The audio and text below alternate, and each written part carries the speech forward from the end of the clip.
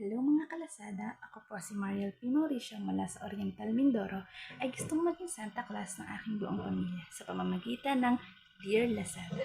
Para sa aking lola na isang tindera ng isda, gusto ko po siya mabigyan ng isang cellphone para magamit niya pang kontak sa kanyang mga minimili, pumapadali pa ang pagkausap at pagbebenta niya ng isda.